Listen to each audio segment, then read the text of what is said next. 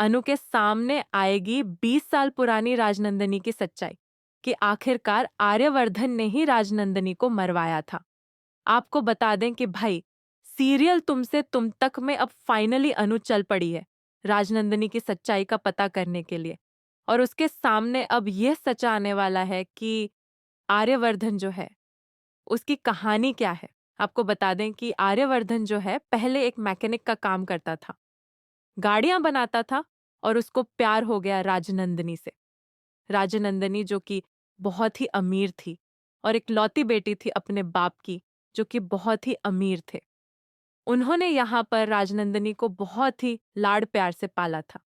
खैर, इसके बाद यहाँ पर उनकी शादी आर्यवर्धन से हो जाती है, और राजनंदिनी की शादी आर्यवर्धन के साथ होने के बाद जो राजनंदिनी है वह आर्यवर्धन को अपने ही घर में रख लेती है और अपनी माता पिता के साथ सबको अपने ही घर में शरण देती है।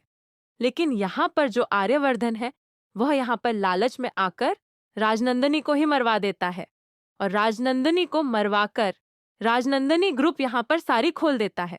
और ये ऐसा दिखावा करता है कि उसको राजनंदिनी से बहुत ज्यादा प्यार था। और इस काली करतूत में शामिल थे दो लोग, जिसमें पहला तो था यहाँ पर झंडे, लेकिन दूसरा आदमी कौन था, इस बात की सच्चाई आपको आने वाले एपिसोड में कुछ दिनों बाद पता चलेगी। आपको बता दें कि राजनंदिनी का भाई था, जो कि यहाँ पर आया था बीच में, वह गुंडा, जिसने यहाँ पर आर्यवर्धन को बहुत बार मारने की कोशिश भी की थी, जिसको आर्यवर्धन ने झंडे से कहलवाकर यहाँ पर जला के मरवा दिया था। अब यहाँ पर उस गुंडे को भी अनु यहाँ पर सच्चाई के पर्दे से निकालेगी। जो आप देख पा रहे हैं, यही गुंडा था वह।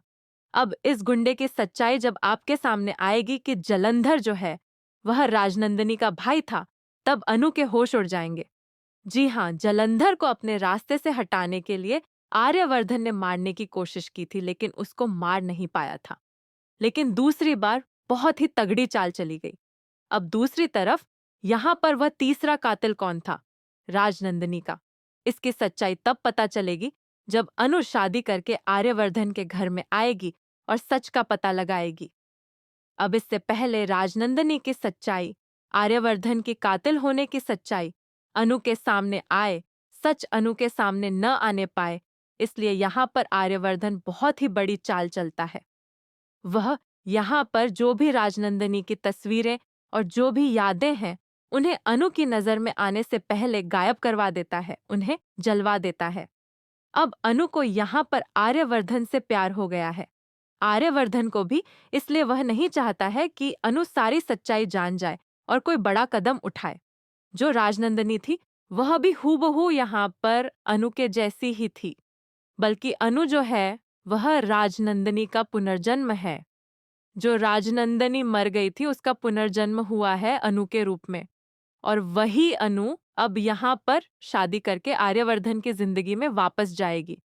और जब वह वापस जाएगी तब जाकर उसे सच्चाई का पता चलेगा कि आर्यवर्धन जो है उसने ही पिछले जन्म में राजनंदिनी को मारा था और राजनंदिनी मर गई थी।